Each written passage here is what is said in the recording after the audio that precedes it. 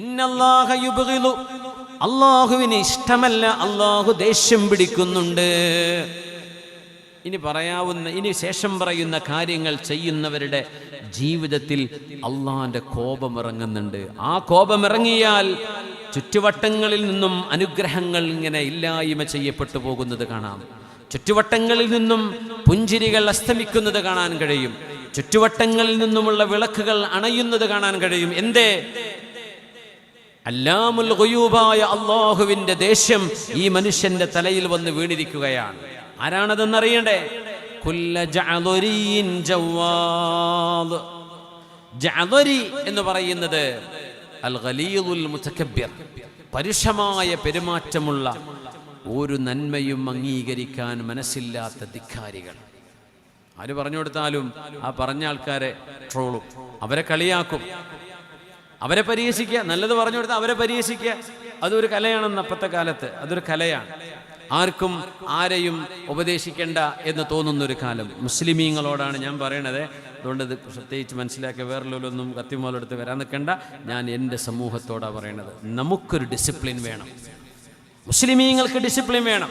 മുസ്ലിം നാമം വെച്ചിട്ട് ID ഉണ്ടാക്കി ഇൻസ്റ്റഗ്രാമിലും ഫേസ്ബുക്കിലും സോഷ്യൽ മീഡിയയിലും ടിക്ടോക്കിലും എവിടൊക്കെയാണോ, യൂട്യൂബിലാണോ മുസ്ലിം ഉമ്മത്തിൻ്റെ പ്രതിനിധികളായി മനസ്സിലാക്കപ്പെടാൻ ഇടയുള്ളവർ, അവർ ഒരു ഡിസിപ്ലിൻ, ഒരു manner, some etiquettes should be followed. നിർബന്ധമാണ് ഈ ഉമ്മത്തിന് വിചാരിച്ച്. നമ്മളൊരു സംസ്കാരത്തിൻ്റെ ആളുകളാണ്. നമുക്ക് തോന്നിയത് പെൺകുട്ടികൾ നല്ല ഹിജാബ് കിട്ടുന്നുണ്ടാവും, തല മറച്ചിട്ടുണ്ട്, ഒരു യൂട്യൂബറാണ്, എന്നിട്ട് ബോഡി മൊത്തം എക്സ്പോസ്ഡ് ആണ്. വാക്കുകൾ അസഭ്യമായത് പറയാ, വ്യഭിചാരത്തെ സൂചിപ്പിക്കുന്ന ടാബൂസ്. എന്ത് സംസ്കാരമാണ് പടച്ചവനെ! എന്ത് ഹിജാബികളാണ് ഈ കുട്ടികൾ! അവർ കാണിച്ചു കൂട്ടുന്ന ചില ഡാൻസുകൾ, ചില പെർഫോമൻസ് ദീനിനോ അവർ കൊണ്ടു നടക്കുന്ന സംസ്കാരത്തിനോ വേഷവിധാനത്തിനോ പോലും യോജിക്കുന്നതാണോ എന്ന് പൊന്നുമക്കളെ ഒന്ന് ആലോചിച്ച് ചെയ്യണേ.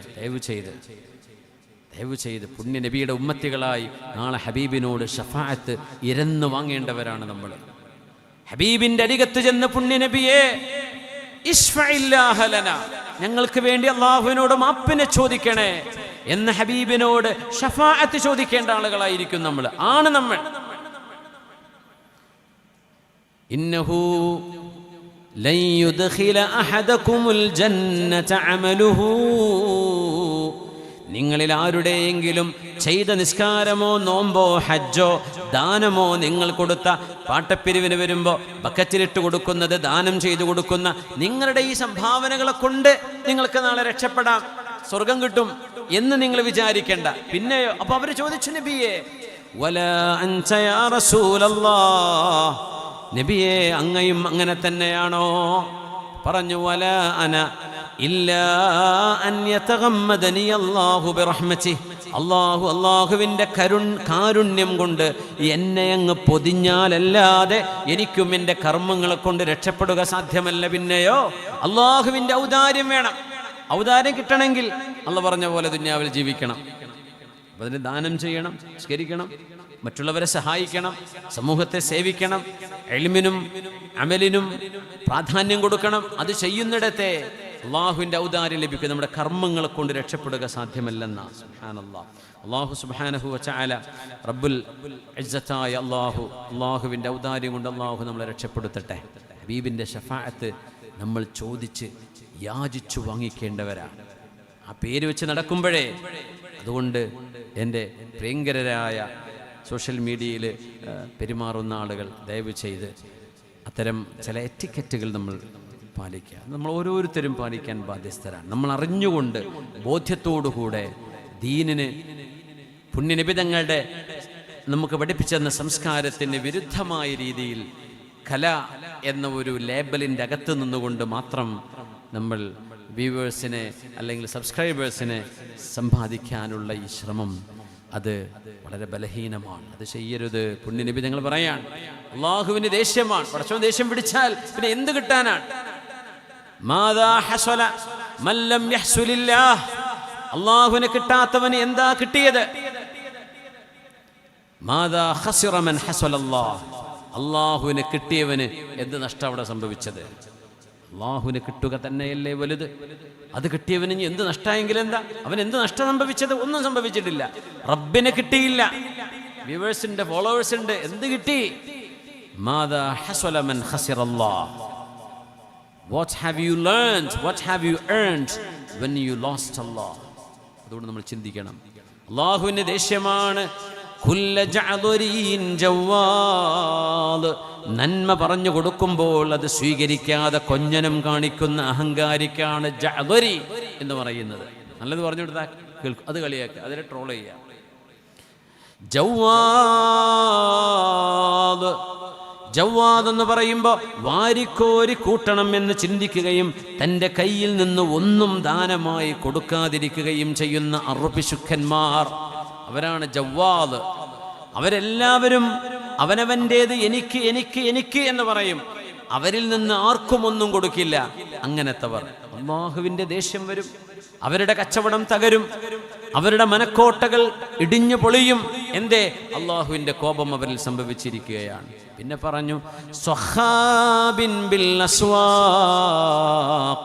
അങ്ങാടികളിൽ ഒച്ച വെച്ച് സംസാരിക്കുന്ന ആളുകൾ. ഇത് പുരുഷന്മാരെ കുറിച്ചേ പറഞ്ഞത്, അത് പെണ്ണുങ്ങൾ കൂടെ ഏറ്റെടുത്താൽ എന്തായിരിക്കും അവസ്ഥ? ഒച്ച വെച്ച് ചിരിക്കുക, ഒച്ച വെച്ചിട്ട് ആർത്ത് തിമർത്ത് ഉല്ലസിക്കുക, അതും ക്യാമറ വെച്ചിട്ട് റെക്കോർഡ് ചെയ്തിട്ട് അത് ഡാൻസ് കളിച്ചിട്ടും അല്ലാതെയും. മുസ്ലിം ഉമ്മത്തിലെ പെൺകുട്ടികളോടെ പറയണം കേട്ടോ, അല്ല സ്വതന്ത്രവാദികളൊന്നും എണീറ്റ് വരണ്ട, നിങ്ങളവിടെ കിടന്നോളൂ, നിങ്ങളോടല്ല പറയുന്നത്. മുസ്ലിം ഉമ്മത്തിലെ പെൺകുട്ടികളോട് പറയാം. അവർ ഹിജാബ് ധരിച്ചിട്ടുണ്ട്, നല്ല അച്ചടക്കമുള്ള വേഷവിധാനമാണ്, പക്ഷെ ചെയ്യുന്ന പണി ഈ ദീനിൻ്റെ സംസ്കാരത്തിനോട്, പുണ്യനബി തങ്ങൾ പറഞ്ഞ അധ്യാപനത്തോട് യോജിക്കുന്നില്ല. തിരുത്തണ്ടേ? നമ്മൾ തിരുത്താൻ തയ്യാറല്ലാത്തവരെയാണ് ജഅദുരി എന്ന് പറയുന്നത്. പുരുഷന്മാരോട് പറയാ അങ്ങാടികളിൽ ഒച്ച വെച്ച് സംസാരിക്കരുത്. സൂപ്പർ മാർക്കറ്റിലാണ്, ഒരു ഷോപ്പിൽ കയറാൻ, കച്ചവടം നടക്കുന്നിടത്താണ്, ബഹളം വെച്ച് സംസാരിക്കുക, അത് ചെയ്യരുത്. മനുഷ്യൻ എപ്പോഴും സോഫ്റ്റ് ടോക്ക്, സൗമ്യമായി സംസാരിക്കാൻ പഠിക്കണമെന്നാണ്. ബഹളം വെച്ച് നടക്കുന്ന ആൾക്കാരുണ്ടാവും, ഒരു രാവിലെ വൈകുന്നേരം വഴിക്ക് ഒരു സൗണ്ടൊക്കെ പോയിട്ടുണ്ടാവും. എന്ത്? വെറുതെ ഒച്ചപ്പാടുണ്ടാക്കി നടക്കുക, ഒരു പണിയില്ല. സ്വഹാബിൻ ബിൽ അസ്വാഖ്, അങ്ങാടികളിൽ ബഹളം വെച്ച് സംസാരിക്കരുത് എന്ന് പറയുമ്പോൾ അത് ഷോപ്പിംഗ് മാളുകളാണെങ്കിലും മാർക്കറ്റുകളാണെങ്കിലും മിഠായി തെരുവാണെങ്കിലും ഹലുവ തെരുവാണെങ്കിലും എവിടെയാണെങ്കിലും ആണും പെണ്ണും മിതമായ ശബ്ദത്തിലെ പൊതുസ്ഥലങ്ങളിൽ സംസാരിക്കാവൂ എന്ന് പഠിപ്പിച്ച മതമാണ് ഇസ്ലാം. ഇസ്ലാമിൽ എന്ത് നന്മയുണ്ടെന്ന് ചോദിക്കുന്നവരെ, ഇതൊക്കെ നന്മന്നല്ലേ ഈ പറയുന്നത്? സംസ്കാരം. നമ്മൾ പടിഞ്ഞാറൻ നാടുകൾ അവരുടേതായ സാംസ്കാരിക ച്യുതി, അതിൽ കൂപ്പുകുത്തി നിൽക്കുന്നവരാണ്. എന്നാലും ചില നന്മകൾ, ചില നല്ല സ്വഭാവങ്ങൾ അവരിൽ കാണപ്പെടുന്നു, നമ്മൾ സ്വീകരിക്കണം.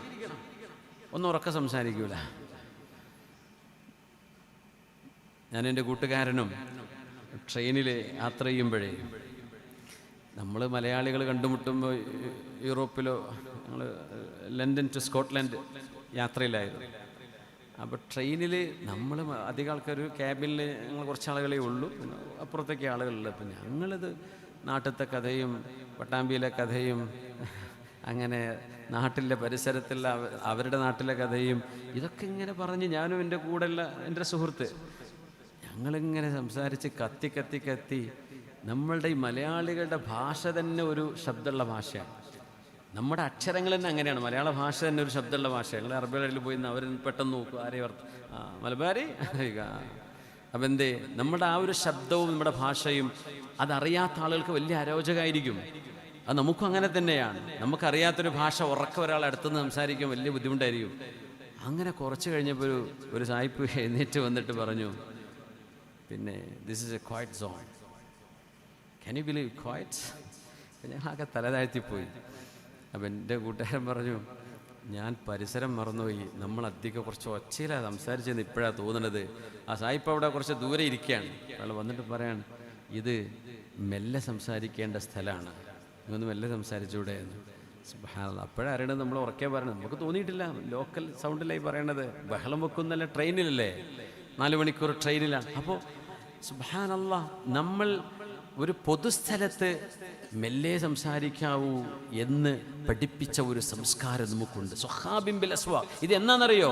റുക്കാദ് മേളയിലും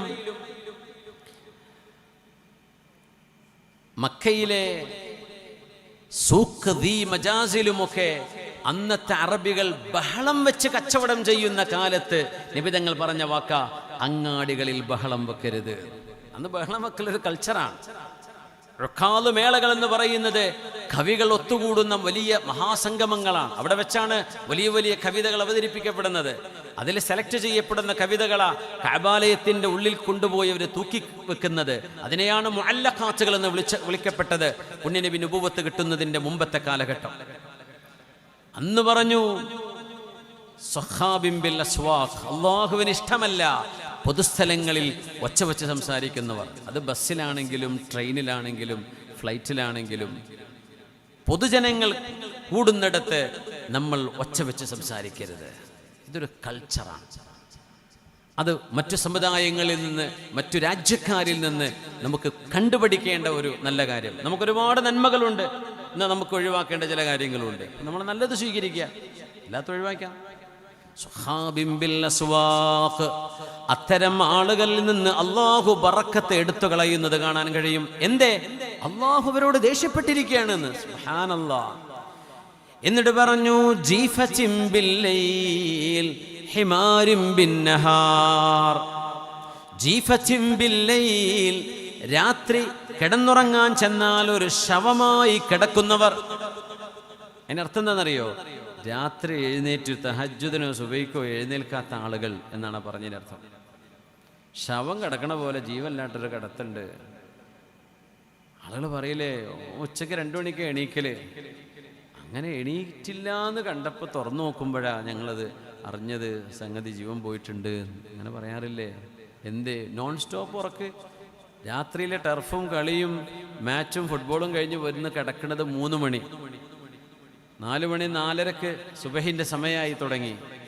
അപ്പോൾ പൊറാട്ടയും ബീഫും അടിച്ചിട്ടാണ് വന്ന് കിടക്കണത്. പിന്നെ എപ്പോഴും എഴുന്നേൽക്കുക? അസറിനും മഗ്‌രിബിനും അല്ലാണ്ട്.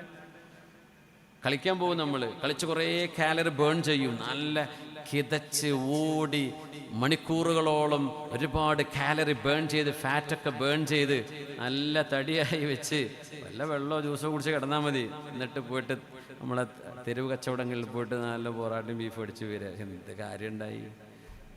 എന്തിനെ കളിക്കാൻ പോയത്? എന്നിട്ട് ശവമായിട്ട് കിടക്കുക. സംസ്കാരമുണ്ടോ? ഇല്ല. കളിയുണ്ട്. അതിന് പേയ്മെന്റ് കൊടുത്തതല്ലേ ടർഫിന്. പോയി കളിക്കണം. ഇതിന് പിന്നെ പേയ്മെന്റ് ഇപ്പൊ കിട്ടൂലല്ലോ, അവിടെ നിന്ന് കിട്ടുന്നല്ലേ പറഞ്ഞത്. അപ്പൊ അവിടെ കിടക്കട്ടെ. ജീഫത്തിൻ ബിൽ ലൈൽ, രാത്രി ശവമായി കിടക്കുന്നവർ, ആ വീട്ടിൽ നിന്ന് ബറക്കത്ത് അല്ലാഹു എടുത്തു കളയും. അതവന്റെ ജോലിയിലും അവന്റെ കച്ചവടത്തിലും കണ്ടു തുടങ്ങും. അവന്റെ വീടിനും അവന്റെ മക്കളിലും അത് കണ്ടു തുടങ്ങും. ജീഫത്തിൻ ബിൽ ലൈൽ. പിന്നെ പറഞ്ഞു ഹിമാരിൻ ബിൻ നഹാർ, അള്ളാഹുവിന് വെറുപ്പുള്ള ആളുകളാണത്രേ, അള്ളാഹ്ക്ക് ദേഷ്യമാണ് എന്ന്. ഹിമാരിൻ ബിൻ നഹാർ, പകലിൽ കഴുതകളെ പോലെ നടക്കുക, ഒരു ലക്ഷ്യമില്ലാതെ അലസമായിട്ട് ഇങ്ങനെ നടക്കുക. അതന്നെ ഒരു ലക്ഷ്യം, ഒരു കാര്യമായിട്ട് എന്താ പണി? ഒരു പണിയില്ല.